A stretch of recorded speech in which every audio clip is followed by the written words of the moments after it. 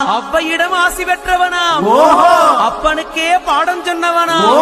கார்த்திகை பெண்ணிடம் வளர்ந்தவனாம். தேன் தமிழ் காத்த தெய்வமா மயூர வாகனத்தில் வருபவனாம். சித்தாதி சித்தனா சஷ்டி கவசம் கொண்டவனாம். அப்படிப்பட்ட முருகனவே ரொம்ப ரொம்ப சின்னவனா. முருகன் சின்ன சின்ன முருகைய சிங்கார முருகைய சின்ன சின்ன முருகைய சிங்கார முருகைய கொஞ்சி கொஞ்சி தமிழ் பேசும் செந்தில் பட்டி வேலனவ. கொஞ்சி கொஞ்சி தமிழ் பேசும் செந்தில்